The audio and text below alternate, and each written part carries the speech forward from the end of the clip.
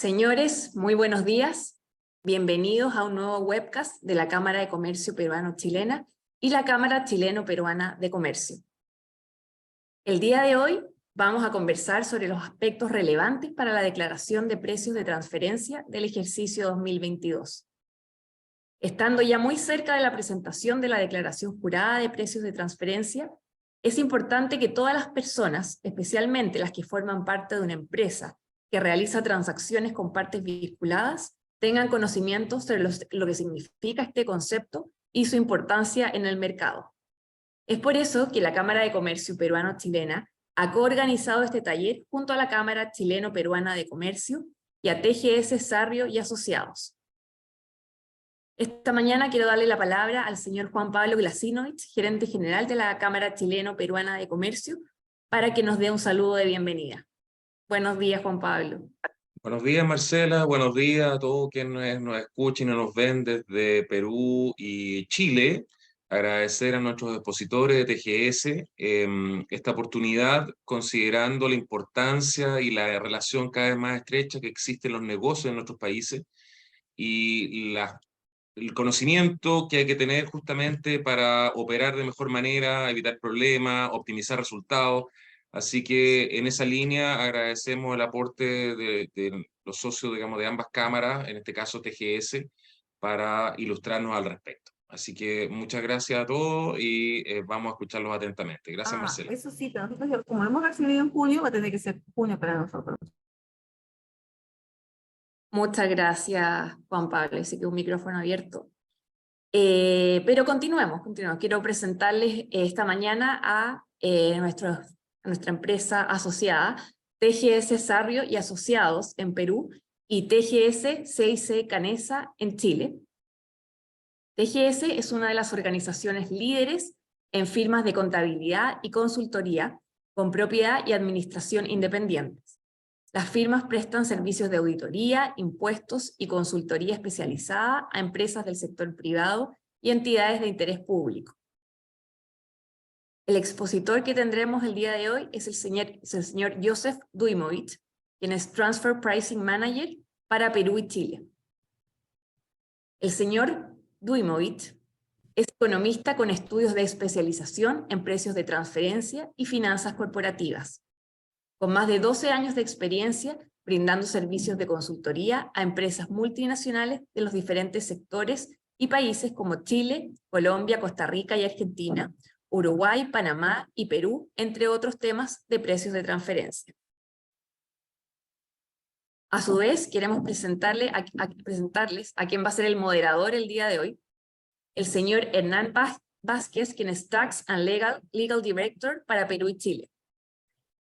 El señor Vázquez es abogado senior con amplia experiencia en las áreas corporativas, civil, bancaria, regulatoria y de cumplimiento normativo, prestando asesoramiento jurídico a empresas privadas y públicas, multinacionales y nacionales.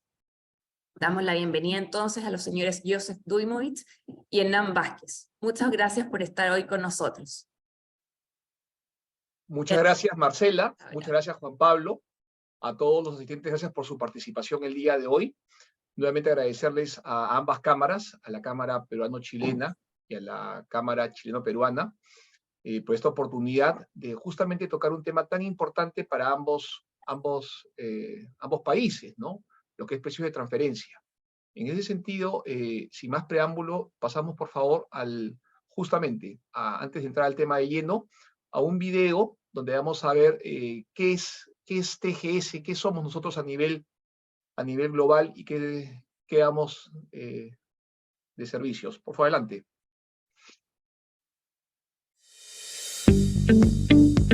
Participamos del ranking de networks globales de firmas auditoras del International Accounting Bulletin desde el 2019. La sostenibilidad es parte de nuestro ADN. Está en el corazón de todo lo que hacemos. TGS significa Think Global Sustainability, por sus siglas en inglés. Por ello apoyamos los principios del Pacto Mundial de Derechos Humanos, trabajo, medio ambiente y lucha contra la corrupción de las Naciones Unidas. Nuestro crecimiento constante de 24% anual alcanzó ingresos globales mayores a $250 millones. Con más de 60 firmas miembro en más de 50 países, más de 250 hubs y más de 4.000 profesionales, en TGS estamos preparados para dar una respuesta activa a un entorno en constante cambio.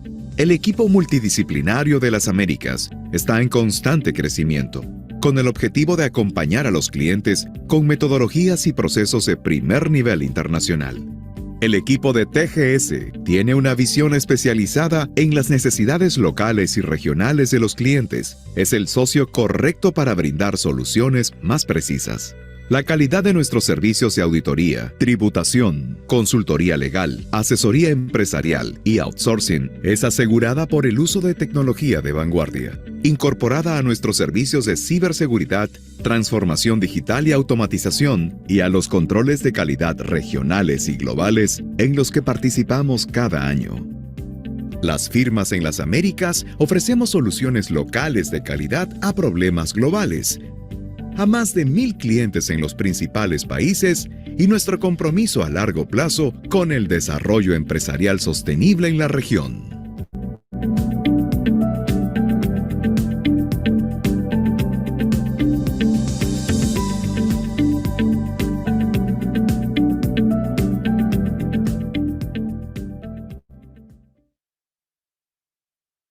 Muchas gracias. Solamente añadir que la red de TGS, pues, es una red, como hemos visto, que está en Francia. Ahí está situada y tiene, como decía el video, como hemos visto, más de 60 países a lo largo del mundo. En Chile, la firma TGS CIC, Canesa y Asociados tiene más de 60 años ya vigente en Chile. Y en el Perú, por otro lado, TGS, Sarro y Asociados tiene más de 40 años. Entonces, ambas firmas, si bien comenzaron como firmas auditoras en su momento, han ampliado los servicios, como hemos visto, en temas de contabilidad, temas de precio de transferencia, valga la redundancia, otros sin tributario, otros sin contable, y nada. ¿Quiénes somos nosotros? Nos caracterizamos por ser cercanos, expertos en lo que hacemos, confiables, confidenciales, por supuesto, y siempre disponibles para nuestros clientes. Los atendemos en el momento que lo necesitan, 24/7, y ustedes tienen pues al socio de por sí encargado de tal área disponible para los clientes. Nuestra área de Quality Control asegura la metodología y proceso de los servicios que brindamos. Es algo muy importante para nosotros y siempre estamos midiéndonos al respecto. El equipo, ya entrando ya al tema de precio de transferencia, cuenta con diversas distinciones internacionales, como las que se mencionan allá abajo. Siguiente, por favor, Lore. Gracias. Ahora sí, vamos a entrar de lleno a los aspectos relevantes para la declaración de precios de transferencia del ejercicio 2022. Con ustedes, Joseph Duimovich. Adelante, Joseph.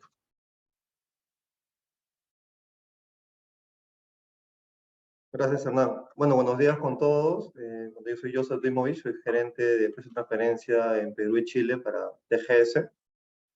Bueno, como saben la mayoría, seguramente estamos en temporadas de declaraciones de precio de transferencia, tanto en Perú y Chile. Justamente hoy, en el caso de Perú, comienza el cronograma de vencimiento, ¿no?, que es de acuerdo al último dígito del RUC. Y bueno, en el caso de Chile, el plazo es hasta el 30 de este mes. Para comentarles un poco, ¿no?, y hacer, digamos, una introducción sobre el tema, los precios de transferencia básicamente son las operaciones entre partes vinculadas o relacionadas. Entonces, ¿qué dice la norma tributaria respecto a este tipo de operaciones? Estas tienen que realizarse a valores de mercado, ¿no? ¿Y qué es un valor de mercado? El precio o el valor que pactarían terceros independientes en situaciones comparables. Entonces, ¿qué se busca con esta norma? O con estas normas que tanto en Perú y Chile. Se busca proteger la base imponible, ¿no?, que no hay una manipulación de precio de transferencia para justamente tener algún beneficio tributario. Entonces, ya se ha observado en diferentes auditorías que han realizado las administraciones tributarias tanto de Perú y Chile, que justamente hay ciertas operaciones que tienen mayor riesgo. Por eso también se ha implementado la norma de los paraísos fiscales, ¿no? Cuando una empresa tiene operaciones con ciertas jurisdicciones que son consideradas regímenes de baja o nula imposición tributaria, también se le da el tratamiento de partes vinculadas y están sujetas a la norma de precio de transferencia. Entonces, un poco ya para entrar en la parte que corresponde a cada país, por favor, si me ayudan con la siguiente diapositiva. Vamos a hablar un poco de las obligaciones formales que rigen en cada jurisdicción. Porque si bien son similares tanto Perú y Chile en cuanto a las obligaciones en materia de precio de transferencia, cada uno tiene sus características de manera, digamos, puntual, conforme quiénes son los sujetos obligados a presentar cada uno de los reportes. Hace varios años había una sola declaración de precio de transferencia, ¿no? Que le decían la declaración jurada de precio de transferencia, tanto en Perú y Chile. Pero ya por recomendaciones de la OCDE, justamente, se implementaron 3 niveles de documentación. Y salió ya el tema del local file, el master file y el country by country report. Entonces, ¿qué es lo que han hecho cada administración tributaria? Esas recomendaciones, adaptarlas a la realidad de cada país. Entonces, ¿qué personas o qué sujetos, qué contribuyentes están obligados a presentar el primer nivel de documentación, que es la declaración jurada reporte local? En primer lugar, son contribuyentes que tengan ingresos devengados mayores a 2.300 UITs. Esto más o menos son 10 millones de soles durante el ejercicio que se está analizando. Pero además tienen que tener transacciones sujetas al ámbito de precio de transferencia por un importe igual o superior a 100 UITs, ¿no? Que eso viene a ser algo de entre 400, 500 mil soles, ¿no? Dependiendo de la UIT de cada ejercicio, pero tienen que cumplirse ambas condiciones, ¿no? para estar sujetos a la declaración jurada reporte local. Y además, las compañías que tengan transacciones sujetas a este ámbito por un importe mayor a 400 UITs, ya tienen que presentar un reporte local que le llaman tramo 2, donde ya la exigencia de documentación es más amplia. Entonces, eso es por el lado del reporte local. ¿Qué se presenta en el reporte local?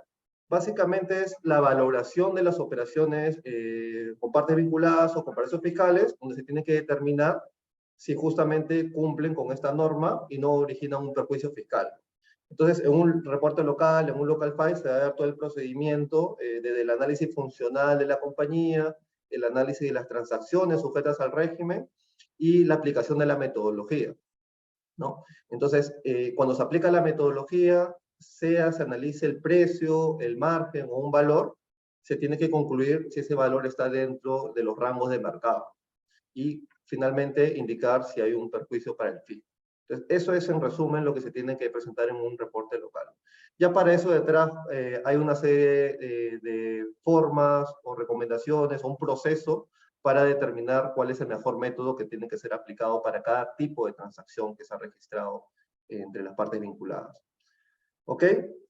El segundo nivel de documentación es el reporte maestro, que también se presenta mediante una declaración jurada. Bueno, en el caso de Perú esto se presenta todavía en el mes de octubre y aplica a contribuyentes ya con ventas superiores a 20.000 UITs. Entonces ya son empresas de mayor tamaño. Y además tienen que haber registrado operaciones sujetas a este régimen de precio de transferencia por un importe igual o mayor a 400 UITs. Además de esto, el contribuyente tiene que ser integrante de un grupo. Eso es importante aclararlo porque no solamente basta que cumpla con el parámetro de ingresos y de transacciones sujetas al régimen de precio de transferencia, sino que este contribuyente tiene que cumplir con el concepto de ser integrante de un grupo, ¿no? Entonces, si no cumple alguna de las 3 condiciones, queda descartada la obligación del reporte maestro. Y bueno, y el tercer nivel de documentación sobre el precio de transferencia es la declaración jurada reporte país por país, que esta puntualmente aplica para contribuyentes integrantes de grupos multinacionales, pero grupos multinacionales que tengan ingresos consolidados a nivel global, en todas las jurisdicciones donde tienen presencia, por un importe mayor a 2.700 millones de soles, o su equivalente a 750 millones de euros. Entonces ya estamos hablando de grupos bastante grandes, ¿no? Para estar obligados a esta declaración jurada reporte local. Hay otras condiciones que se tienen que cumplir, pero lo primero que habría que validar es si la empresa pertenece a un grupo que registre ingresos por ese monto, ¿no? Que les estoy comentando. Entonces, bueno, esos son los 3 niveles de documentación que hay actualmente en Perú, que se presentan mediante declaraciones juradas informativas, pero además hay otros temas que también tienen que cumplir las compañías, ¿no? Que es el llamado también test de beneficio, que si bien no es una declaración jurada, es un requisito para deducir los costos y gastos provenientes de servicios con partes vinculadas. Entonces, ante una eventual auditoría, las empresas que tengan ese tipo de transacciones tienen que cumplir con un test de beneficio. Básicamente, ¿qué es lo que dice el test de beneficio? Tienes que demostrar la prestación efectiva del servicio. Si este servicio te proporciona al receptor del servicio un valor económico comercial, tiene también que demostrar cuál es la estructura de costos y gastos del prestador del servicio y cuál es el margen de ganancia. Entre otros temas también, por ejemplo, el bajo valor añadido, ¿no? Hay que evaluar la operación y si ese servicio califica como de bajo valor añadido, porque en caso sea así, tiene un límite para la deducción, que es la base de costos y gastos del prestador del servicio más un margen de 5%. Es el tope que tendrían las empresas para deducir en caso sea un servicio de bajo valor añadido. Entonces, hay todo un tema detrás para el test de beneficio, pero como le digo, esto tiene que ser presentado ante una eventual auditoría, básicamente. Después, ¿qué otras obligaciones hay en Perú en precio de transferencia? Hay una comunicación también para exportadores e importadores de commodities. Entonces, ¿qué ha hecho la SUNAT? Ha publicado una lista de estos bienes que califican como commodities y las empresas que realicen una exportación que estén dentro de la lista que les comento, o importaciones también de otros productos que estén dentro de esa lista, tienen que presentar una declaración especial, también donde se diga el precio de mercado, bajo unos parámetros también bastante específicos. Hay una metodología específica para ese tipo de exportaciones o importaciones. ¿Y qué otra cosa adicional hay? También el tema del beneficiario final.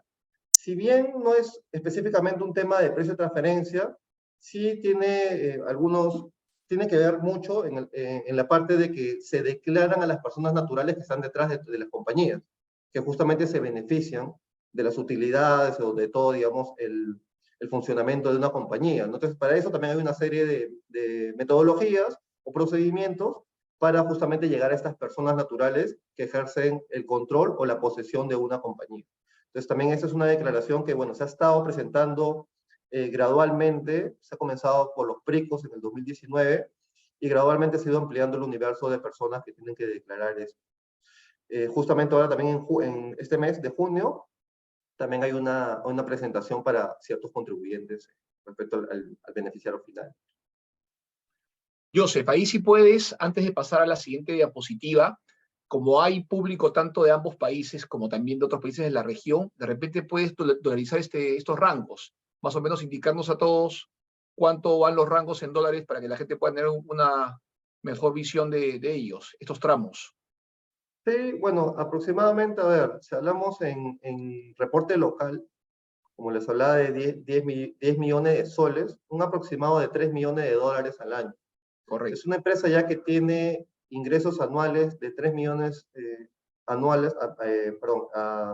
3 millones de dólares y tiene operaciones convinculadas, ya podría estar sujeta a las declaraciones. Entonces, ya como un parámetro para que lo tengan en cuenta y comenzar a evaluar un poco más a detalle para ver las demás condiciones. ¿Ok? Entonces, esto es por el lado de Perú. Vamos a ver cómo está en Chile. Bueno, en Chile hay, digamos, se podría decir que más declaraciones juradas en materia de precio de transferencia. La histórica, la que es muy conocida es la 1907, que muchos contribuyentes que tienen operaciones con partes relacionadas están obligados, porque, digamos, los parámetros son más bajos, ¿no?, que las otras declaraciones. Entonces, este es el formulario 1907, que es la llamada Declaración Jurada Anual sobre Precio de Transferencia. Este ya se viene presentando ya hace varios años. ¿Y a quiénes aplica? A dos grupos de contribuyentes, básicamente, ¿no? A todos los que pertenezcan a los segmentos de medianas empresas o grandes empresas y que además hayan realizado operaciones con partes relacionadas del exterior. Entonces, ya si el contribuyente está clasificado en algunos de esos segmentos y tenga un peso de operaciones relacionadas del exterior, ya está obligado a presentar la declaración 1907. Además, ¿no?, los contribuyentes, ya cualquier segmento en Chile, que tengan operaciones relacionadas del exterior por un monto mayor a 500 millones de pesos chilenos durante el año. Entonces, es importante también aquí resaltar que en Chile es diferente que en Perú, porque en Chile solamente están obligadas las empresas que tengan operaciones relacionadas del exterior. Acá en Perú aplican operaciones vinculadas locales y vinculadas extranjeras. Entonces, ahí también hay una importante diferencia entre ambas jurisdicciones.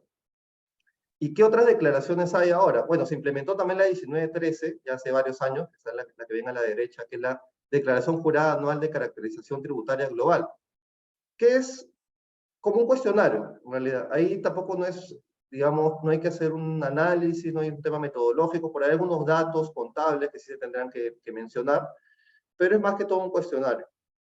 ¿Quiénes están obligados? Los contribuyentes clasificados en el segmento de grandes empresas y también aquellos incluidos en la nómina de grandes contribuyentes. Entonces, estas personas que se encuentran dentro de estos segmentos ya necesariamente tendrán que presentar esta declaración de caracterización tributaria global. ¿Y qué pasó? Precio de transferencia y justamente por las recomendaciones de la OCDE que les comentaba. Entonces, también se implementó el tema del local file, el master file, el country by country report. ¿Cómo se adaptó en Chile? Mediante el formulario 1951, la llamada Declaración Jurada Anual sobre Archivo Local. Entonces, esta declaración es aplicable únicamente a los contribuyentes que cumplan 3 condiciones durante el mismo ejercicio. En primer lugar, que pertenezcan al segmento de grandes empresas. En segundo lugar, que su matriz o la controladora haya presentado reporte país por país en Chile o en otra jurisdicción. La segunda condición. Y finalmente, que hayan tenido operaciones con partes relacionadas del exterior por un monto mayor a 200 millones de pesos chilenos. Entonces, si un contribuyente cumple con esas 3 condiciones, automáticamente queda obligado a presentar la declaración jurada archivo local. ¿Qué pasa con el archivo maestro, ¿no? Que es el formulario 1950, llamado Declaración Jurada Anual sobre Archivo Maestro? ¿Quiénes están obligados? La entidad matriz o la controladora de un grupo de empresas multinacional que tenga ingresos consolidados mayores a 750 millones de euros. O también la entidad que integra o pertenece a un grupo de empresas multinacional y que haya sido designada por su grupo como la única sustituta o matriz controladora para efectos únicamente del reporte país por país. O sea, si ha presentado reporte país por país, automáticamente lo obliga a presentar reporte maestro. O sea, para digamos, hacerlo más simple la evaluación. ¿Y quiénes están obligados a reporte país por país? Es el formulario 1937. La entidad matriz o controladora de un grupo de empresas multinacional que tenga ingresos consolidados mayores a 750 millones de euros. Entonces, es el mismo límite del archivo maestro. O también la entidad que integra o pertenece a un grupo de empresas multinacional y que haya sido designada como la única sustituta de la matriz o controladora para efectos de presentar justamente esta declaración, reporte país por país. Entonces, en resumen, tanto el reporte país por país y el archivo maestro estaban obligadas las matrices o las controladoras del grupo. Entonces tendría que ser una empresa, digamos, que sea la cabeza del grupo multinacional la que tendría que presentar esta declaración, salvo que haya sido designada otra del grupo por X motivo. A ver, la siguiente, por favor.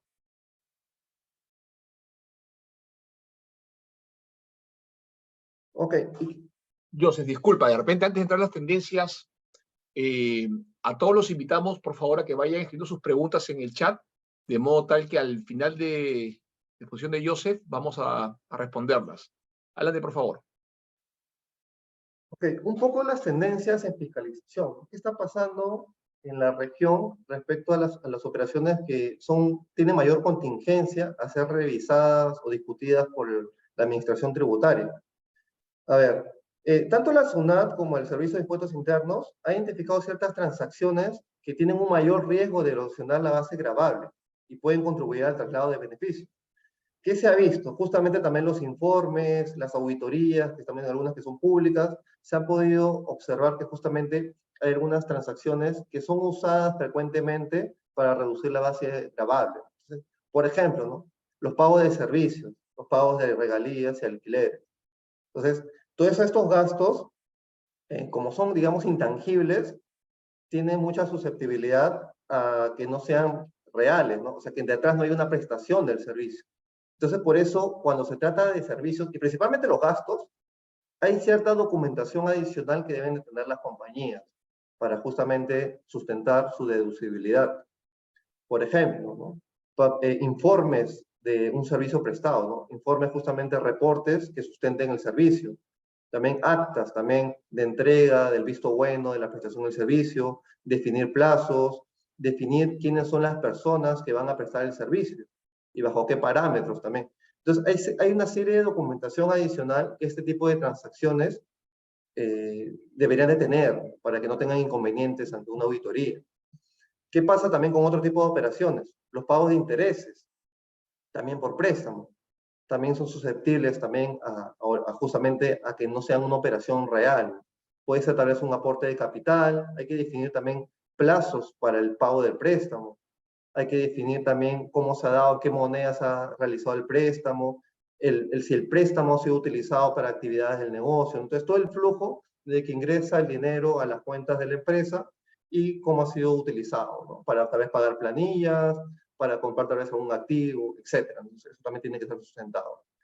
También, ¿qué pasa? Las empresas con pérdidas recurrentes, ¿no? También, digamos, las empresas que ya en varios ejercicios están registrando pérdidas, también son susceptibles de una fiscalización de precio de transferencia, ¿no? Porque justamente la idea de un negocio es tener rentabilidad. Entonces, cuando, digamos, hay pérdidas recurrentes, también podría haber una alarma ahí para la administración tributaria de ver qué está pasando y comenzar a revisarlo. Obviamente que también tendría que tener operaciones con partes relacionadas para que entre al régimen de precio de transferencia. También hay un tema de abusos de los convenios para evitar la doble imposición. Entonces, justamente ya se está poniendo mayor énfasis en los intercambios de administración entre administraciones tributarias. Ya hay ciertos acuerdos a nivel regional y a nivel también de otros continentes para intercambiar información, justamente para que sean más efectivos con las fiscalizaciones en materia de precio de transferencia. De momento, lo que más se ha comenzado a hacer los intercambios ha sido con las declaraciones juradas, reporte país por país, ¿no? Ya se han visto cruces de información y se están viendo algunas acciones al respecto en cuanto a las auditorías. Después también el tema de los traslados de beneficios a empresas ubicadas en paraísos fiscales. Las compañías que tienen transacciones por montos relevantes o transacciones recurrentes con estos países o estos territorios también están sujetos probablemente a una fiscalización en esta materia de precio de transferencia. Y también el uso de traders en venta de commodities. También es una acción que han detectado que justamente se usa para reducir la base gravable. ¿Cómo está identificando también las administraciones tributarias, ¿no? Los contribuyentes que pueden estar omisos, obligados a precio de transferencia y no han declarado, o también ahí tengan riesgos en cuanto a la valoración de sus operaciones? Por ejemplo, el tema de las inconsistencias, ¿no? Entre las declaraciones que se han presentado en materia de precio de transferencia y la declaración jurada de renta anual. También puede hacer un cruce de información ahí y si hay alguna inconsistencia, ¿no? Enviar una carta, enviar algún escrito donde indiquen que el contribuyente tenga que sustentar porque el motivo de esas diferencias. También con las declaraciones de importaciones, exportaciones también pueden haber cruces de información. Las empresas con matriz en el exterior también son susceptibles a auditorías en materia de precio de transferencia.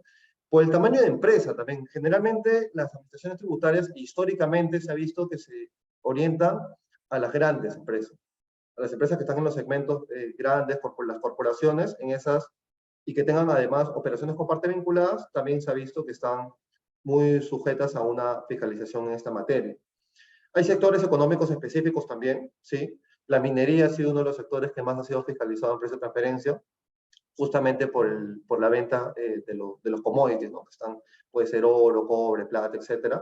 Y también, por ejemplo, el sector farmacéutico, también ha sido bastante revisado en materia de precio de transferencia, además de otros sectores. Después, las empresas que realizan operaciones recurrentes con paraísos fiscales, como les había comentado, también hay una alta probabilidad que sean fiscalizados en materia de precio de transferencia. Para resumir, en Perú, más o menos entre 3.000 y 4.000 empresas declaran precio de transferencia cada año. En Chile también son alrededor de 4.000 empresas, según información que ha publicado el CIAT, el Centro Interamericano de Administraciones Tributarias, para que se den una idea de más o menos cuántas empresas son las que están sujetas a este régimen. La siguiente diapositiva, por favor.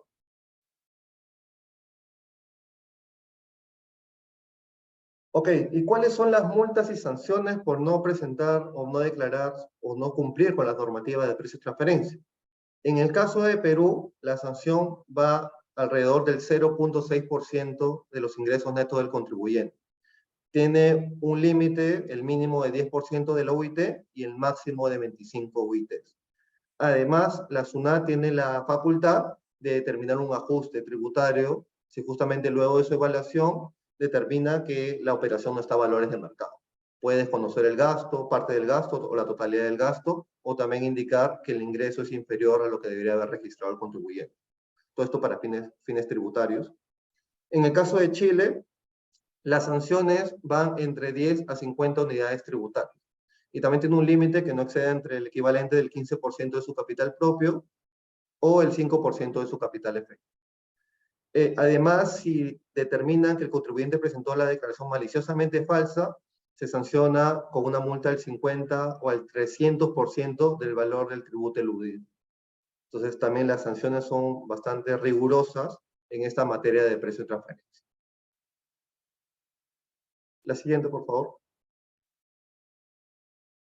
Ok, bueno, unas recomendaciones finales. Bueno, ya puedo explicar un poco de qué es la normativa, en lo que está vigente en cada jurisdicción, justamente ahora lo que tienen que presentar en este ejercicio respecto a la información del año anterior. ¿Y qué le recomendamos nosotros como firma en base a nuestra experiencia, que ya tenemos varios años asesorando en esta materia?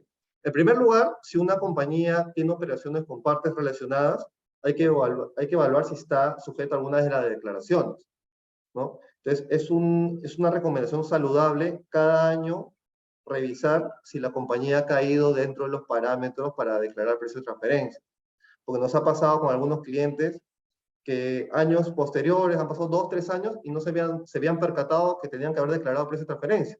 Entonces, nuevamente hay que regularizar, y en el caso que contraten también consultores externos, también es un gasto para la compañía. Regularizar 3 años, ¿no?, puede ser un poco costoso para la empresa. Entonces, se recomienda cada ejercicio revisar si ha cumplido justamente con estos límites para estar obligado a precio de transferencia.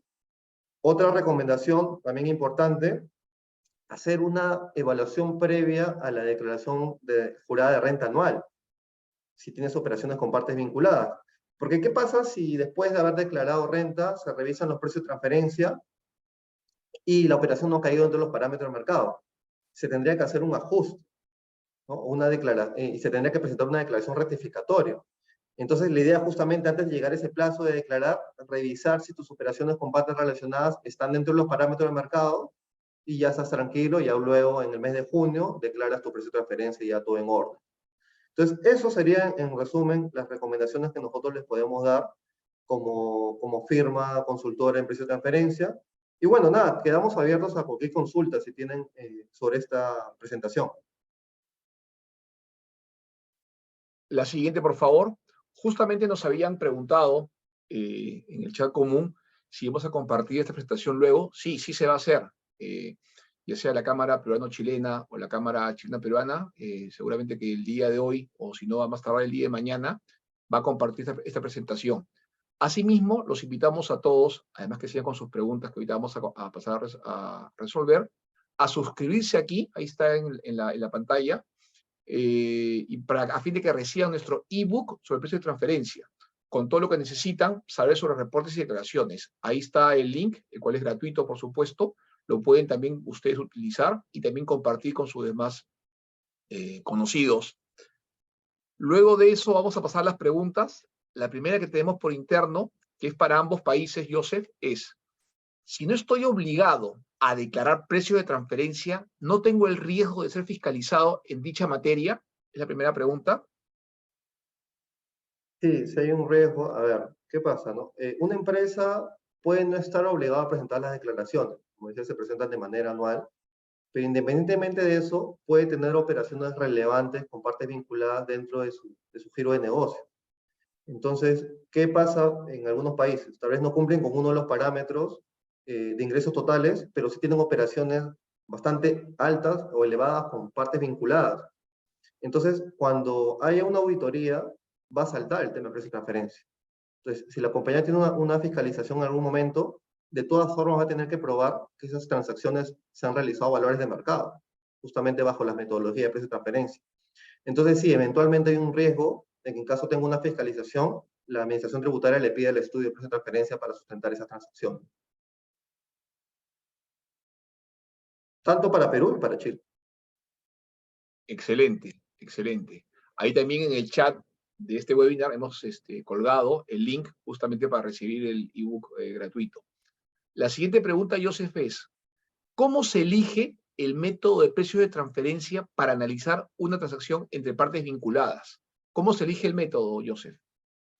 Sí, bueno, en primer lugar, lo que hay que hacer es un análisis del negocio en general, ¿no? El giro de negocio del contribuyente que está declarando precio de transferencia, para tener una base justamente de conocimiento y poder ya aplicar o seleccionar un método. Segundo paso es entender la transacción, porque como les había dicho en un momento de la presentación, las metodologías no se aplican a la empresa de forma global, en realidad, sino se tienen que aplicar por cada tipo de transacción que se ha registrado o con partes vinculadas o con paraísos fiscales. Porque supongamos que una empresa que tiene venta de mercaderías a una parte vinculada y además tiene gastos por servicios recibidos, tiene también intereses por préstamos. Cada una de esas operaciones, esos tipos de operaciones, transacciones, tienen que definirse un método de precio de transferencia. Entonces, es importante justamente la naturaleza de la operación. Para darle un ejemplo, ¿no? Una operación de préstamo. Los intereses se tendrían que analizar con una metodología que es el precio comparable no controlado, lo llaman PCNC o CAP. ¿Qué se analiza? Y la tasa de interés. Hay que evaluar si esa tasa de interés está a valores de mercado. ¿Qué pasa con los gastos por servicios, con vinculadas? Generalmente, o sea, estoy hablando general porque depende mucho del caso en particular, pero se analizaría el margen de ganancia del prestador del servicio. Ese margen se determina mediante la aplicación de la metodología del margen neto transaccional, que le llaman. Es un margen operativo. Entonces, hay que llegar a determinar si ese margen de rentabilidad está dentro de los márgenes de la comparable. Entonces, hay que hacer una evaluación de la compañía, de las transacciones, y de ahí se procede a hacer el descarte o la selección de la metodología de precio de transferencia, pero por tipo de operación, de manera individual. Justamente, gracias. Hablaste sobre los comparables y la siguiente pregunta va por ahí. Nos preguntan: ¿cómo se eligen las comparables para determinar los precios de mercado en el análisis de precio de transferencia? Sí, a ver, las comparables también es un tema bastante amplio, va a depender mucho también de la metodología que se aplique, ¿no? Por ejemplo, a ver, volviendo al tema de los préstamos. ¿Cómo se encuentran tasas de interés comparables al préstamo que se ha pactado? La norma indica que primero hay que buscar comparables internos. Eso es, digamos, hay un orden de prelación también para seleccionar la metodología. Entonces, supongamos que tuvo un préstamo con la vinculada por un importe X y ha tenido un préstamo con una entidad financiera por un importe similar, se podría revisar si ese es un comparable aceptable, comparable interno se llama, ¿no? Porque es la misma empresa la que ha registrado una operación con la vinculada y también tiene una operación similar con un tercero. Entonces, ¿pero qué más hay que revisar? Primero, ¿no? Un tema que habría que ver es el plazo del préstamo, porque no es lo mismo prestar el dinero a 30 días que prestar a 5 años, entonces habría que ver eso. También el importe del préstamo, la moneda del préstamo, la fecha también que se ha pactado la tasa, también es importante. Bueno, entre otros temas. También la calificación, obviamente, del que recibe el préstamo. Hay una calificación crediticia también que habría que ver, el nivel de riesgo de que devuelva ese dinero. Entonces, son algunos aspectos que se tienen en cuenta para definir las comparables. Bueno, hablando de este caso de préstamo. ¿Qué pasa para encontrar las comparables cuando hablamos del giro de negocio? Es una operación del giro de negocio del contribuyente. Supongamos que vende mercadería tal y la operación corresponde justamente a venta de ese tipo de mercadería. ¿Ya? Se buscan las comparables, en primer lugar, que tengan una actividad similar. Puede ser una empresa a nivel local o una empresa a nivel internacional. Ahí les voy a explicar cómo hay unos ajustes también que se puede hacer de comparabilidad. Pero eso sería, primero la actividad económica. Después también hay que ver el tema de la ubicación, o sea, de preferencia, se recomienda que sean empresas locales, ¿no? Que sean dentro del mismo mercado, pero bueno, se puede ir abriendo la búsqueda. ¿Qué pasa cuando son empresas extranjeras? Hay ajustes de comparabilidad. El más común que se aplica en precio de transferencia son los ajustes a las cuentas de capital, porque siempre va a haber una distorsión entre las cuentas por cobrar, las cuentas por pagar, los inventarios, el activo fijos de diferentes compañías que se están tratando de estandarizar la información. Entonces, hay fórmulas económicas, financieras, justamente para digamos, que la información sea más comparable, por así decirlo, de una empresa extranjera con la empresa local que se está analizando. Pero básicamente es analizar las funciones del giro de la compañía para determinar justamente si califica con los criterios de comparabilidad para que sea aceptable, digamos, dentro de una revisión. Excelente, muchas gracias. La siguiente es, ¿qué información debo tener presente ante una eventual auditoría de precios de transferencia por parte del regulador o fiscalizador tributario en cada país, ¿no? Sí. A ver, respecto a la documentación, ¿no? Porque al final la declaración, o sea, se puede decir mucho, pero a veces lo que dices no es lo real, o sea, hay que sustentarlo con documentos. Entonces, eso también es importante decirlo, porque si bien una empresa puede hacer el estudio, generalmente contratan consultores y el consultor se basa en lo que le dice, generalmente el área contable, ¿no? Generalmente el área contable es la que envía la información, entonces está tomando como cierta esa información. Pero siempre le decimos a nuestros clientes, ten los documentos sustentos, inclusive los revisamos también para justamente evitar que haya una distorsión entre lo que se está declarando y el documento. Básico el contrato. O sea, tiene que haber un contrato por las operaciones convinculadas, principalmente para los servicios, para los precios. Sí tiene que haber un contrato y recomendable también que sea legalizado. Porque si bien en las normas no hay una obligación que se legalicen los contratos, la legalización aporta el componente de la fecha cierta. Entonces eso también, ¿no? Mientras que tú tengas mejor documentada tu operación, va a ser más difícil que te discute la administración tributaria en una fiscalización. Entonces, el contrato básico. Después, todos los registros contables que tienen que coincidir con los importes que se están declarando. O sea, yo puedo poner 1 millón de operaciones por partes relacionadas, pero ya, tengo que tener mi reporte de todas las facturas, justamente, que componen ese millón. Entonces, tienen que estar cruzados. Esa información, si ha tenido auditoría también, externa o interna, también tiene que estar cruzado también con las notas de estado financiero, por ejemplo, ¿no? Hay una nota específica para operaciones con partes vinculadas. Entonces, esa nota de transacciones también tendría que cuadrar con el estudio de precio de transferencia, ¿no? Y también con los tipos de transacción. Después, ¿qué otro tema podrían ver? En el caso de los servicios, como le decía. En el caso de los gastos por servicio principalmente, hay que tener reportes también. Reportes justamente que sustenten que el servicio ha sido prestado. También hay que tener parametrizado también cómo se está calculando el costo de ese servicio, ¿no? ¿Quiénes son las personas justamente que están detrás de esa prestación de servicio? ¿Cuántas horas invierten en el servicio? ¿Cuál es el costo por hora? Podría ser una forma, y justamente esa es una manera razonable de calcular una prestación de servicios entre partes vinculadas. Pero como le digo, en manera general, mientras más documentación tengan para sustentar las operaciones por parte vinculada, va a ser más complicado que les desconozcan el gasto. Siempre de una perspectiva de razonabilidad económica también y beneficio. Claro, acá justamente la misma persona nos preguntaba que en el Perú, pues, uno puede decir que hay un contrato cuando hay un acuerdo de voluntades, que inclusive con una llamada telefónica, pues uno puede coordinar, pues, efectivamente contratar si se quiere, llegado el punto, pero en este caso lo que se quiere, y como bien lo ha dicho Joseph, es un contrato firmado, un contrato ideal que sea con fecha cierta. De ahí, pues, con firmas legalizadas ante un notario le da esa fecha fehaciente. Entonces, conforme tengamos mayores documentos, más formales, vamos a estar, pues, más robustecidos ante una fiscalización, ¿no? Gracias. La siguiente pregunta, Joseph, es, en su experiencia, además de los contratos, ¿qué otra documentación debo tener para sustentar los gastos por servicios convinculadas? Sí, bueno, un poco por lo que les comentaba también con la pregunta anterior.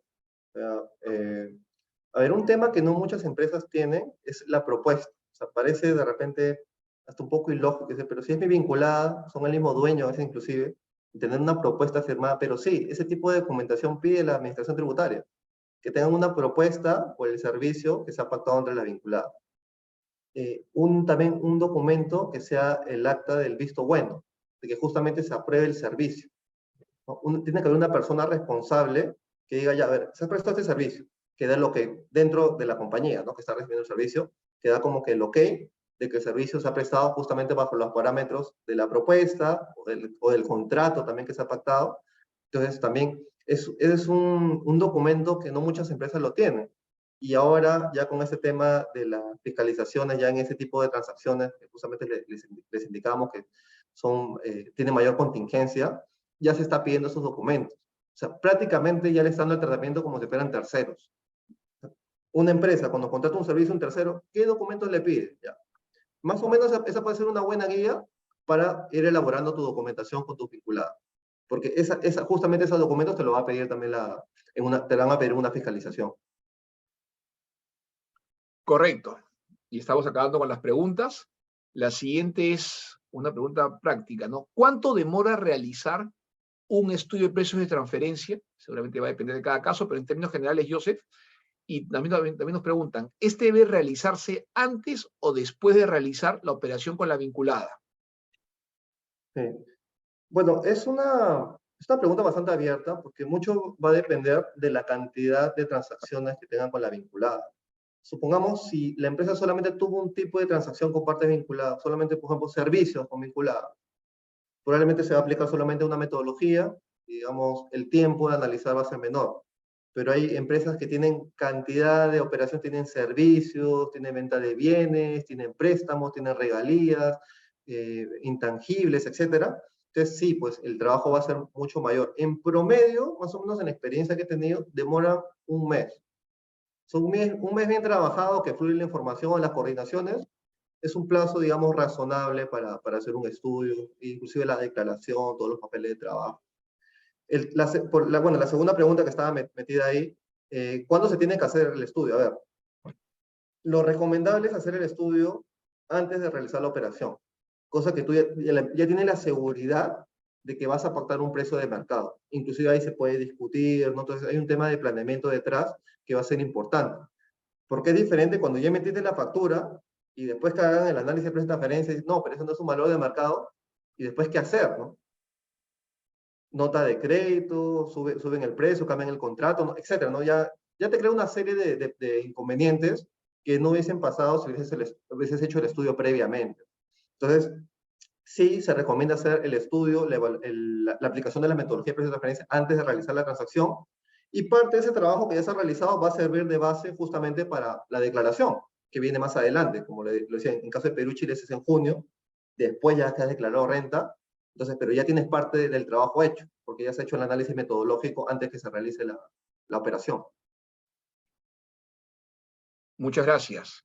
De una pregunta práctica pasamos a una pregunta más técnica, que es, ¿cuál es la diferencia entre aplicar un método con un análisis global y segmentado?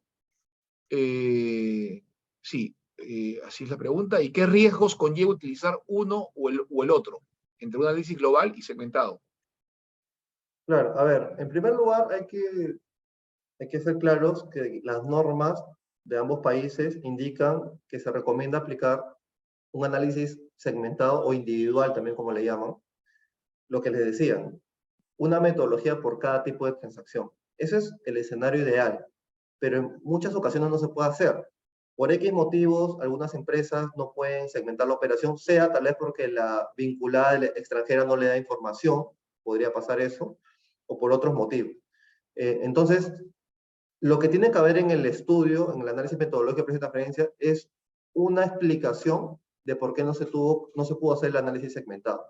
Y ahí ya se puede hacer un análisis global. ¿Qué es un análisis global? Ya se revisa la rentabilidad justamente global, por eso se llama así, del giro de todo el negocio. De todo el negocio. Entonces, ¿de dónde sacas esa rentabilidad global? Del estado de resultados. Del estado de resultados. Generalmente la utilidad operativa.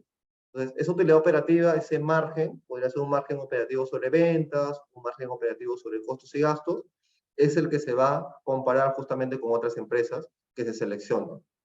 Pero siempre es recomendable primero descartar un análisis segmentado o individual y posteriormente ya pasar a aplicar un análisis global. Entonces, todo eso tiene que estar documentado, aplicado en el estudio. Muchas gracias nuevamente. Y la última pregunta de parte de Yesenia Rodríguez. Estimados, consulta. ¿En Perú existe la posibilidad de solicitar prórroga para la presentación de declaraciones juradas de precios de transferencia? No, en Perú es diferente en Chile, que Chile. En Chile sí hay la opción de solicitar una prórroga. No, en Perú no pasa eso. Pero a ver, en nuestra experiencia podemos decir que la administración tributaria chilena es más rigurosa aplicando multas.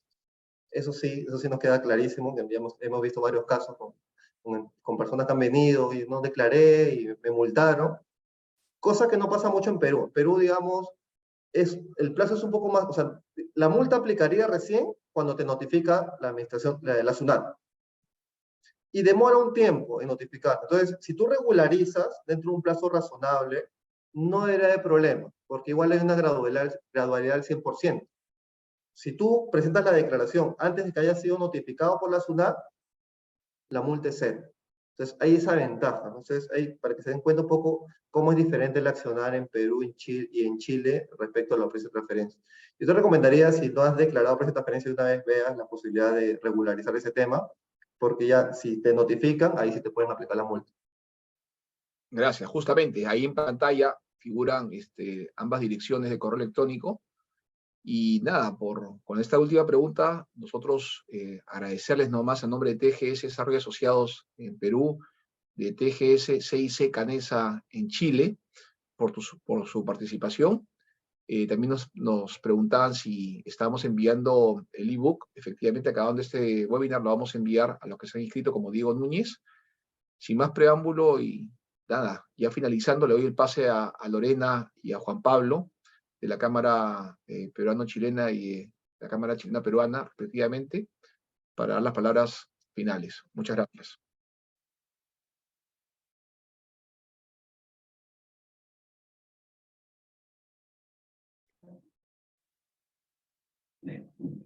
Doña Marcela. Bueno, así ya me conecté y Juan Pablo me estaba apoyando también. Bueno, quería darles las gracias, Hernán, Joseph. La presentación fue muy buena, muy clara, muchas preguntas al final. Ahí se nota también el interés y la importancia que tiene este tema. Así que quiero darle las gracias a todos los asistentes que se conectaron el día de hoy. Muy buena asistencia también. Y qué bueno que compartan la presentación porque veo muchos comentarios ahí también pidiendo las presentaciones, el ebook, dando las gracias, nuevamente muy clara.